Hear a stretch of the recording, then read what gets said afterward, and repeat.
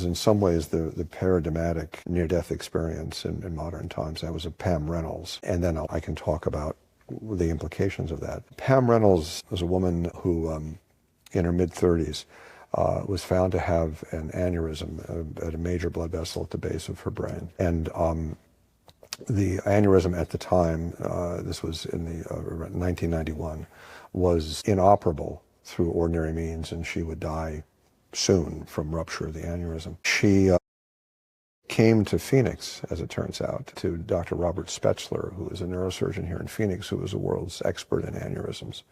And he had an operation he called a standstill procedure, which was a very radical procedure for treating certain kinds of aneurysms. And the problem with her aneurysm is that it involved the basilar artery at the base of her brain, which is a critical artery. And the aneurysm was this ballooning kind of asymmetrical enlargement of the artery that was about to burst. And the artery had to be reconstructed. But the process of reconstructing the artery could not be done while it had blood flowing through it. So there had to be some way to stop the blood flowing through it. But if you stop the blood flowing through it, you die. So what Spetzler worked out was an operation, and he did it a number of times on Reynolds and other patients, and it was quite successful, where he would put them under anesthesia, open their head, expose a region of the aneurysm, cool their body down to about 60 degrees Fahrenheit, put them on a heart-lung machine, stop their heart, raise the head of the bed, drain the blood out of their brain, and he had about 30 minutes to rebuild the artery. So we could open the artery, the person was as dead as it gets, and he could then rebuild the artery, and then once the artery was rebuilt, he would then restart their heart, then put them back in a heart-lung machine, restart their heart, warm their body back up, close the operation. And so we did this with her.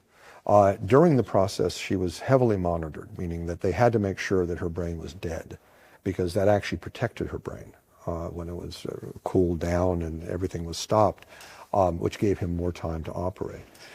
And after her surgery, and she made an excellent recovery, the aneurysm was fixed. She said, I watched the whole surgery. So he said, you couldn't have watched the whole surgery. You were brain dead, you were under surgical drapes. No. So she then told him all about the surgery, the details she saw. She said that what happened was, when her heart stopped, she was a musician. She said she heard a natural D, was the way she described it. It was like a hum. And then all of a sudden she felt that she popped out of her body. And she could see her body, and she could see the room. And she said she went up to the ceiling, and she could see everyone there. She could see Spetzler, she could see the instrument, she could see herself, all the other people there. And then she hovered over his shoulder and watched him operate on her. And she described his instruments to him in some detail, in things that she could not have known unless she was a surgeon in the operating room. That is, there were details of the structure of the instruments. He had custom-made instruments.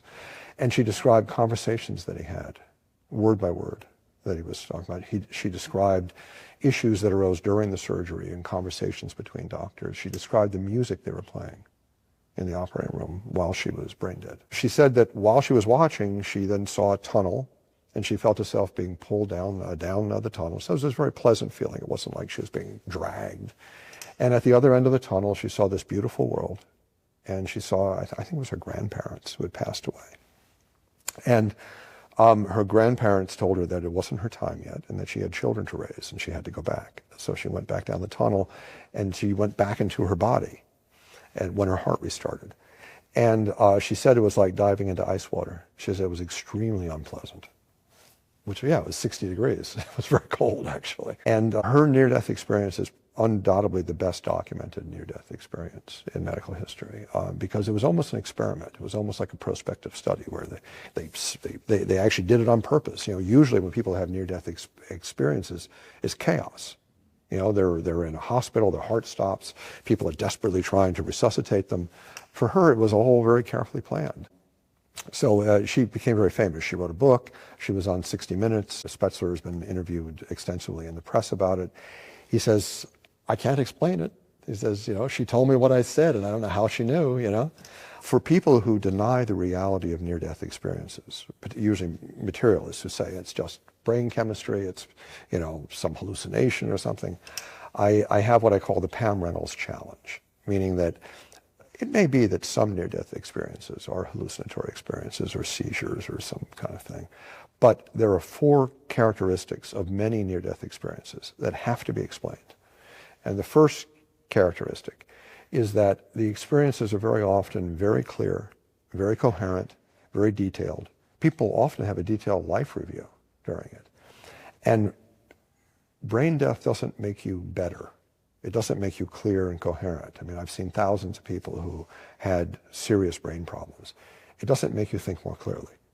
But near-death experiences are remarkably clear. The second characteristic of near-death experiences that warrant an explanation is the out-of-body experience. That there are at least hundreds, if not thousands of people reported in the medical literature who observe things during a near-death experience that they could not have observed in the body. You know, they're on a table, people are pumping away on their chest, and they'll see name tags of people on the other side of the room. There are people in near-death experiences who see things in distant cities that can be confirmed. There's a lot of that.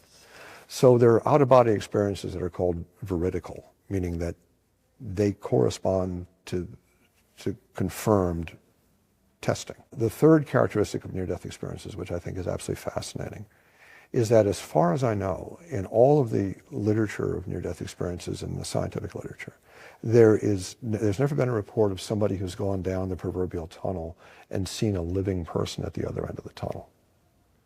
The people you encounter on the other side are always dead people.